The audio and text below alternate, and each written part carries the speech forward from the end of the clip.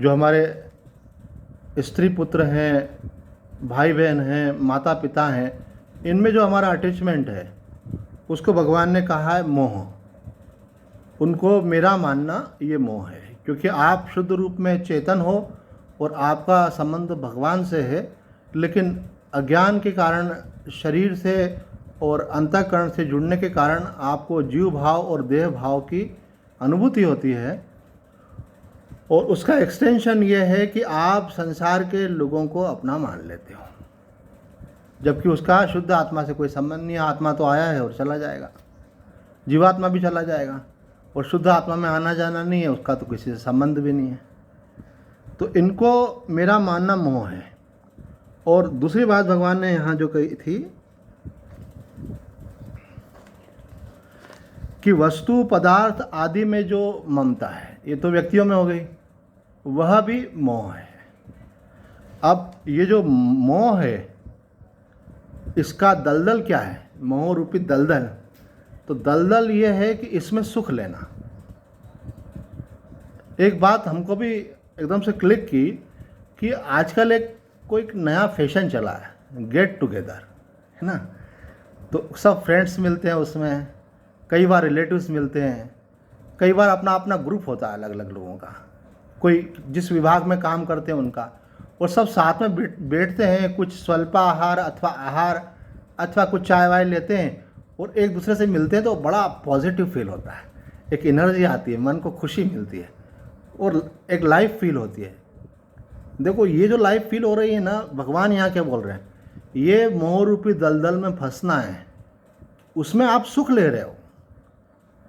आप जब संसार में सुख ले रहे हो तो परमात्मा सुख से वंचित हो रहे हो। आप आश्चर्य करेंगे, देखो माँ आनंदमयी ने क्या कहा। एक सन्यासी ने माँ से बोला, हाथ में गुलाब का फूल लेकर के गया और माँ से कहा कि माँ देखो ये गुलाब का फूल कितना सुंदर है। तो माँ आनंदमयी तो सिद्ध संत थी, कुछ नहीं बोले। तो सन्यासी ने अपने गुरुदेव माँ आनंदमयी से दोबारा बोला, माँ देखो गुलाब का फूल कितना सुंदर है। माँ कुछ नहीं बोली, और उससे रहा नहीं क्या कि माँ कुछ प्रतिक्रिया नहीं दे रही है। माँ आप देख रहे हो ना कितना सुंदर है फूल। तो माँ ने जानते हो क्या उत्तर दिया? माँ ने उत्तर दिया, तुम सन्यासी हो ना। अर्थात गुलाब के फूल में भी सुख लेना, ये प्रकृति का सुख है, यह भी आपको बांधने वाला है।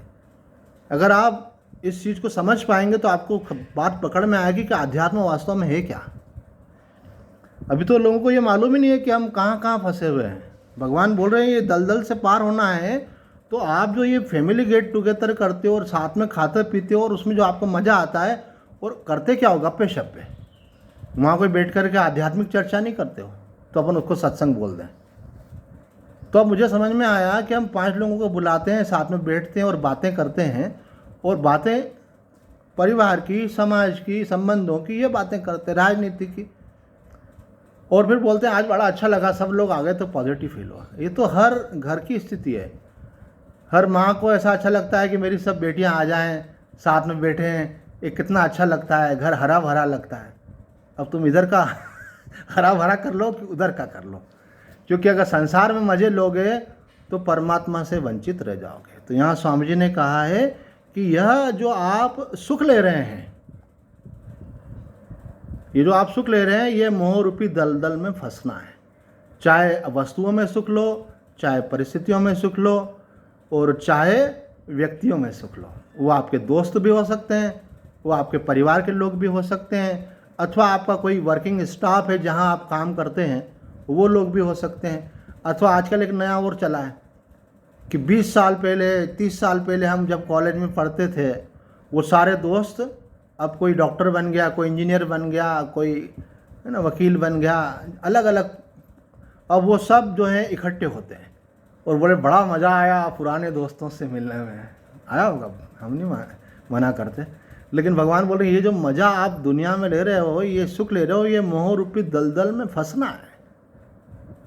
कल हमने चर्चा की थी कि मोबाइल के माध्यम से जो निरंतर हमारी संपर्क बना हुआ है, यह भी हमारी फंसावट है कि हम थोड़ी देर के लिए भी उसका त्याग नहीं कर पा रहे। ठीक है, किसी का तो बिजनेस ही है, उसको तो मजबूरी रहती है, उसी के आधार पे ऑर्डर है, बुकिंग है, सारी चीज़ें चलती, पेमेंट है। लेकिन व्यवहार में रहते हुए, आप सामान्य जीवन जीते हुए आप मोबाइल स्विच ऑफ नहीं कर पाते हैं। ये इसका मतलब आप कहीं ना कहीं आपका सबकॉन्शियस कहीं जुड़ा हुआ है। तो अब इससे निकलना कैसे है? तो स्वामी जी ने इसका दलदल से निकलने का उपाय बताया कि एक बार आपके मन में ये बात पक्की आ जाए कि मुझे इससे निकलना है। पहले आपको समझ में आए कि मैं फंसा हुआ हूँ, तब आपको ये समझ में आएगा कि मुझे इससे निकलना है। जहाँ फंसा होता वहीं से निकलता आदमी। जब फंसावट मान ही नहीं रहा है तो निकलेगा कैसे? अब बोले क्या आपस में मिलेंगे नहीं, क्या ज़िंदगी ऐसे रुखी सुखी रहेगी क्या? अगर इधर से आपका मन हटेगा नहीं तो उधर लगेगा कैसे? आज कोई आने वाला होता है 10 लोग, तो आने के 3 घंटे पहले से, और माता है तो मैंने 3 घंटे का, अगर वो आने वाले 1 बजे तो 1 दिन पहले से तैयारियां शुरू हो जाती हैं। ये काट के रखो, ये मंगवा के रखो, ये करो, और फिर 4-6 घंटे उसकी तैयारी में लग जाएंगे। वो बोलेंगे आप भाई रोज़ तो सिंपल बनाते हैं, आज कुछ स्पेशल सब करो। फिर उसके बाद समेटना, ये सब क्या है आप समझ रहे हैं? और उसका कोई आध्यात्मिक और धार्मिक इम्पोर्टेंट, कोई गरीब को भोजन नहीं करा रहे हो आप। गरीब को कराओ तो समझ में आता है नारायण सेवा हो रही, चलो किसी का पेट भर रहा है। ये भरे पेट वालों को कराते और वो सजेशन दे जाते हैं बाद में कि ये गुलाब जामुन की जगह अगर रस मलाई करते तो ज़्यादा बढ़िया रहता मतलब आपने ये पनीर की सब्ज़ी में मटर डाला ना, इसकी जगह आप ये डालते तो अच्छा रहता। तो कहने का मतलब ये है कि उनको आपके खाने की कोई अड़ी पड़ी नहीं है, और आप उसमें इतना टाइम वेस्ट कर रहे हो। और ये अक्सर घरों में देखा जाता है। स्वामी अखंडानंद जी महाराज ने भी आहार की व्याख्या करते हुए कहा है कि आहार के अंदर 4 बातें होना चाहिए, 3 तो अलग प्रसंग में सुनाएंगे। चौथी कही थी अनायास, मतलब बहुत इजीली प्रिपेरेबल होना चाहिए। जैसे दही बड़ा होता है, आजकल तो इंस्टेंट वाला भी आ गया।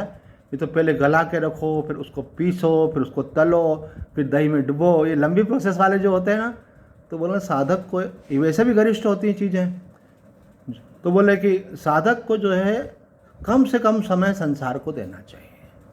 जितना समय आप संसार को कम देंगे उतना समय आपका बचेगा, उतना आप स्वाध्याय में, सत्संग में, सेवा में खर्च करेंगे। आपको अपना आवश्यक कर्तव्य पालन के अलावा जो समय है, जब आपके अंदर लगन लग जाएगी, जग जाएगी, तो आप खुद देखेंगे कि आपको लगेगा कि टाइम वेस्ट हो रहा है। जो समय सत्संग में दिया, एक न एक दिन, ये बात महापुरुष कहते हैं कि एक न एक दिन आपको ये रियलाइज़ होगा कि जो समय आपने सत्संग में दिया, जो आपने किसी की सेवा में दिया, और जो आपने साधना में दिया, वही समय आपका सार्थक हुआ। कर्तव्य पालन तो सबको करना ही है, वो तो करना भी चाहिए, पर उसके अलावा जो एक्स्ट्रा टाइम आपके पास है वो आपने खर्च कहाँ किया? इंटरटेनमेंट में, गप्पे शप्पे में, आराम में। तो बोले ये आपको बाद में फील होगा। ये मौज मस्ती में तो आपने जो टाइम दिया, आपको लगेगा ये इतना टाइम मैंने वेस्ट कर दिया। कभी कभी लगता है शास्त्र की बात करो, अपनी तरफ से क्या लेक्चरबाजी करो, पर बातें याद आ जाती हैं। एक संत ने कहा कि आपकी लाइफ अपन ने मान लिया कि 75 वर्ष की है, तो बोले 25 वर्ष तो बचपन के चले जाते हैं, मालूम ही नहीं पड़ता है पढ़ाई में और घूमने फिरने में, चंचलता में, और बाद के 25 वर्ष जो है आपसे कुछ ज़्यादा बन नहीं पाता है। तो बीच के जो पीरियड मिलता है, उस पीरियड में आपके पास एनर्जी रहती है।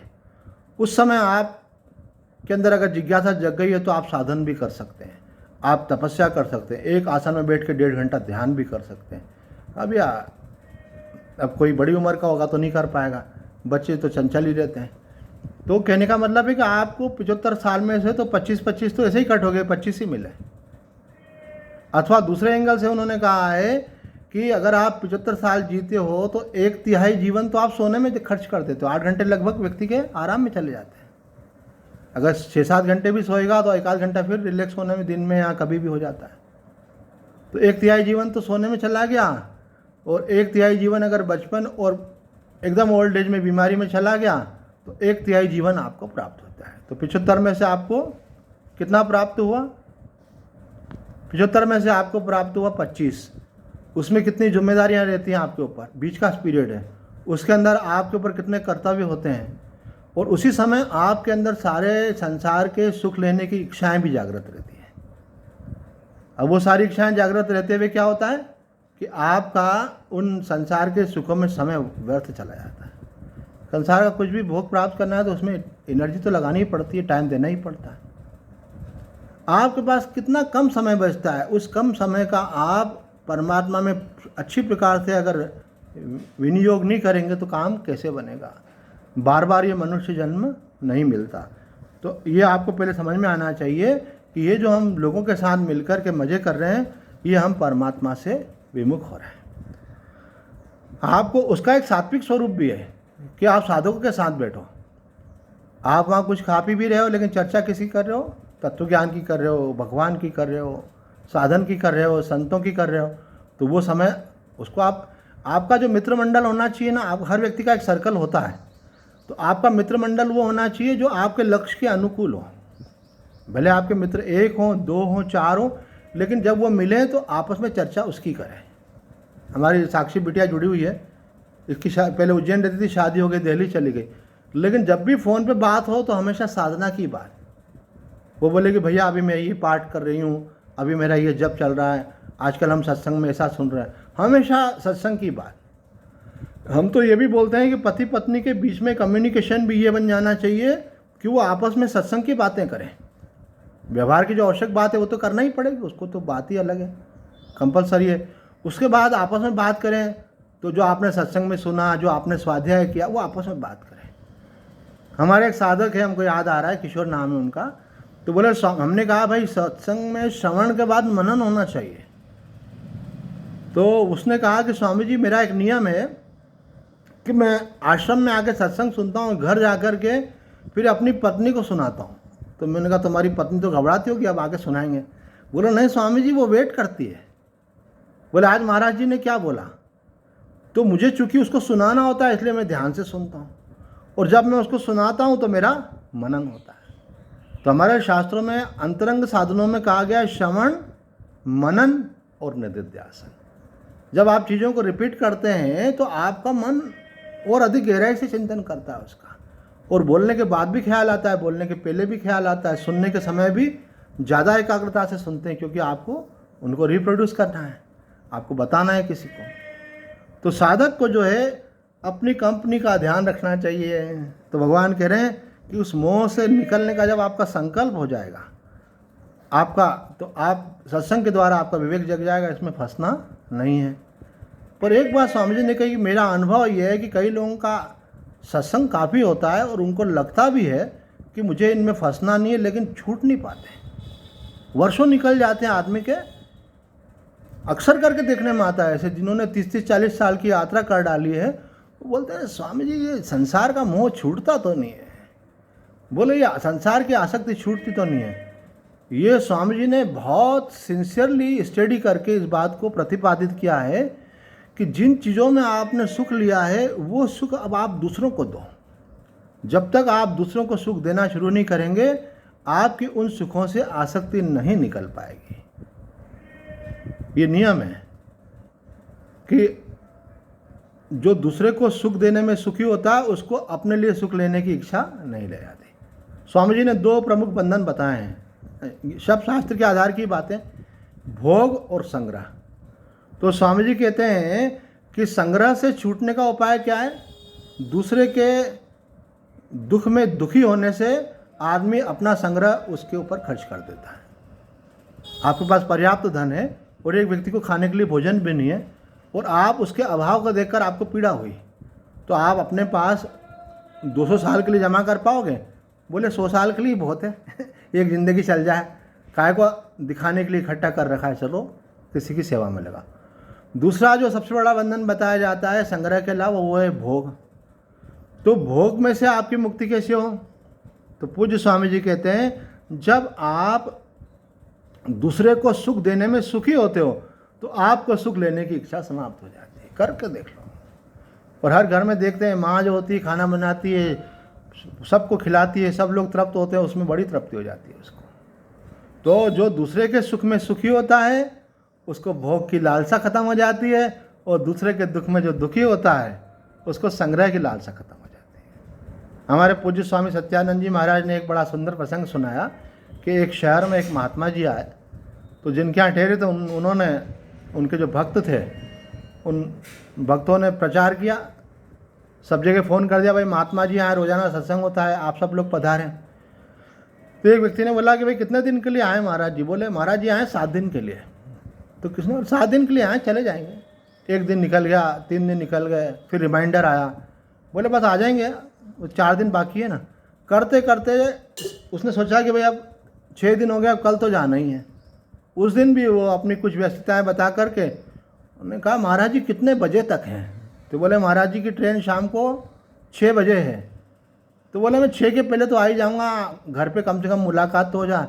होते होते उसकी 5 अपने निवास पे बज गई। बोले अब तो महाराज जी भी ट्रेन के लिए निकल गए होंगे। बोले स्टेशन पे कौन से प्लेटफार्म पे किस ट्रेन से जा रहे हैं?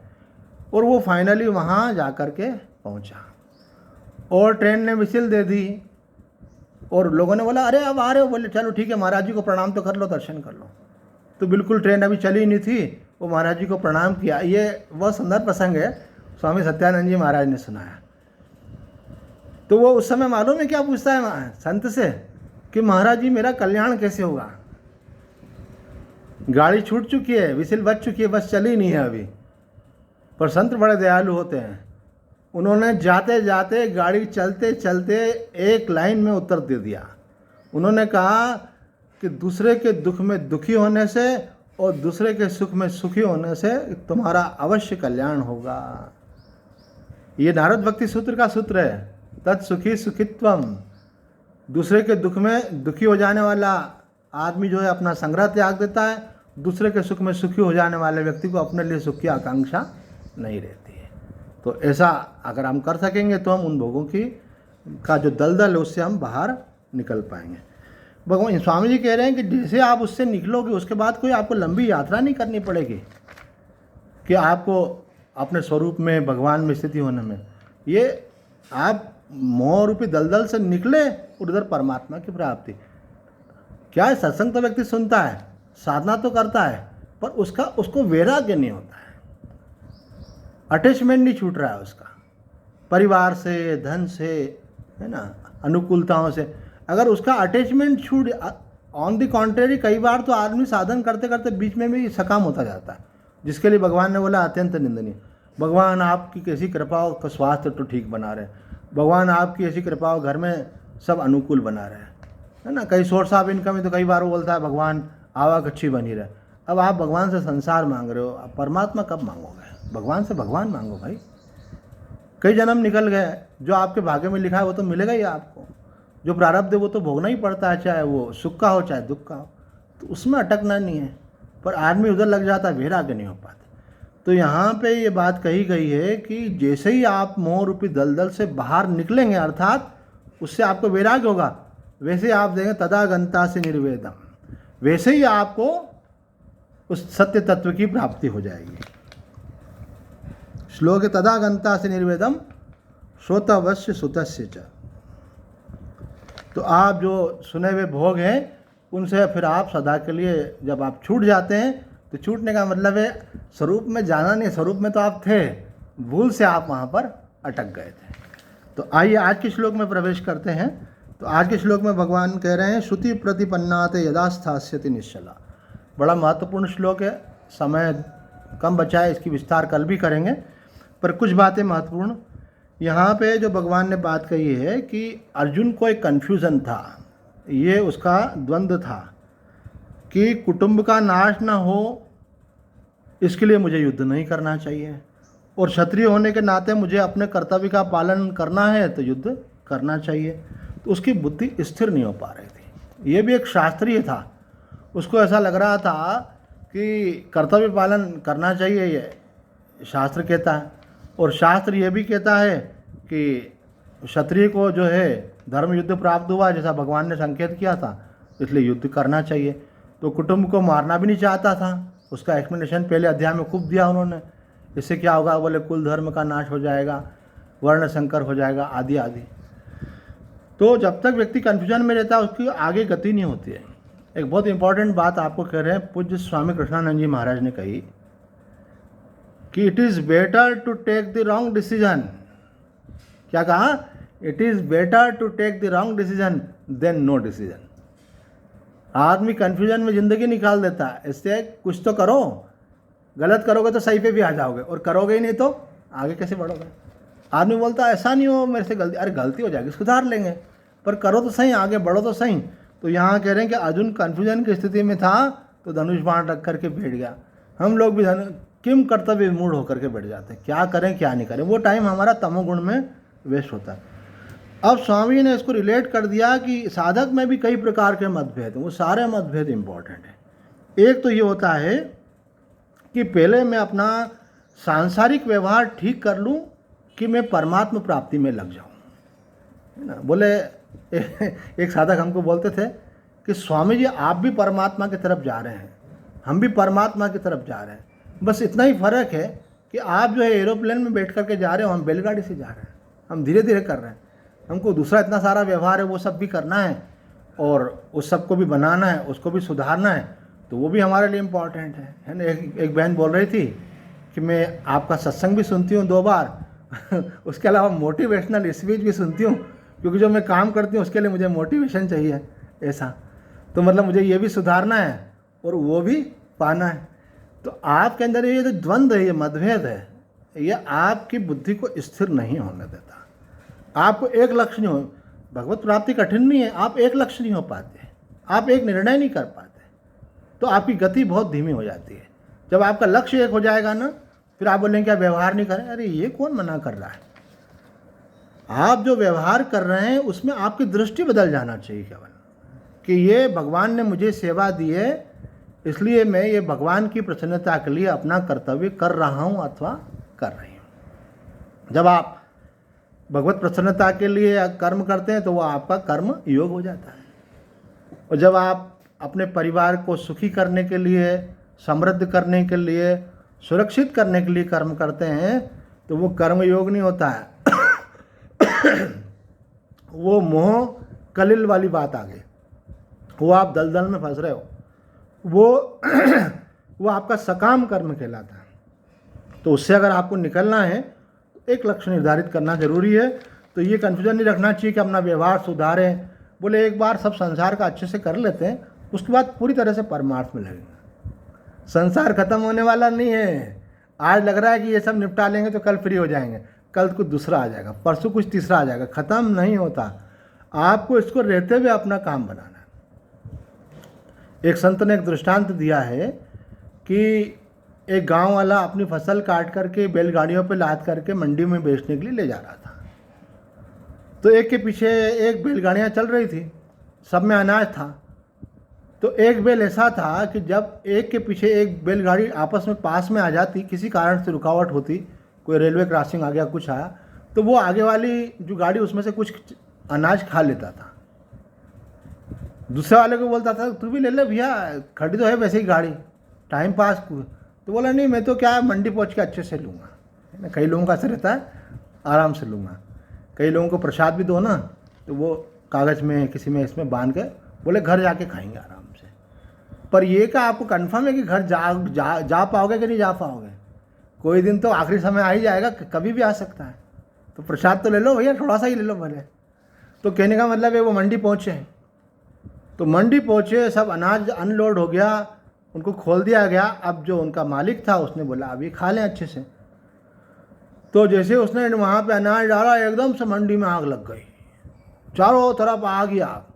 तो जिस बैल ने कुछ खाया हुआ था वो तो दौड़ करके निकल गया, और जो बेचारा आधमरा हो रहा था वो तो उस गर्मी से और आग से भयभीत होकर के वहीं बेहोश होकर के गिर गया और फाइनली मर गया। इसलिए हमको परमात्मा की प्राप्ति अपने कामों को करते हुए बनानी है। काम निपट जाए उसके बाद बनाने के चक्कर बनाएंगे तो जैसे वो बेल गया ऐसे हम भी निकल लेंगे यहाँ से। काम बनाए बिना निकलना पड़ेगा, फिर आपको फिर मौका मिलेगा कि नहीं कोई नहीं जानता। दूसरा यहाँ पे कहा है कि व्यक्ति को इसको लेके भी बड़ा कन्फ्यूजन होता है कि ये साधना करना चाहिए कि ये साधना करना चाहिए, ये ज्ञान मार्ग से जाऊँ कि भक्ति मार्ग से जाऊँ, कि मैं सेवा करते हुए मेरा कल्याण हो सकता है कि मुझे बैठ करके उपासना करनी चाहिए। ये जो कन्फ्यूजन है ये भी बहुत विचारणीय है। ये बड़ा भारी कन्फ्यूजन होता है और ये प्रश्न पूछने पे भी समाधान नहीं हो पाता है। उत्तर दे तो फिर वापस उसका क्वेश्चन वापस वहीं आकर खड़ा हो जाता है। तो स्वामी जी ने कहा इसके लिए आपको भगवान को प्रार्थना करना चाहिए और अपने मन को ठीक ठीक समझना चाहिए कि आपका टेम्परामेंट किस प्रकार का है, कि ज्ञान मार्ग का है कि भक्ति मार्ग का है, कर्म मार्ग का। स्वामी जी के प्रवचन में भी हमने ये बात सुनी थी कि अगर आपका टेम्परामेंट जो नहीं है उस मार्ग पे भी आप चले गए तो आप बाद में थोड़ा सा चलने के बाद अपने आप अपने मार्ग पे आ जाओगे। इसलिए चिंता की बात नहीं है, आप चलो, आप निर्णय लेकर के बढ़ो, कंफ्यूज मत हो, आप एक लक्ष्य रखो, आगे बढ़ो। और भी 2-3 तरह के कन्फ्यूजन और भी साधक के अंदर होते हैं, उसकी चर्चा हम अगले सत्संग में करेंगे। अभी समय देखते हुए यहाँ विराम देते हैं। ओम पूर्णमदः पूर्णमिदं पूर्णात् पूर्णमुदच्यते पूर्णस्य पूर्णमादाय पूर्णमेवावशिष्यते। ओम शांति शांति शांति।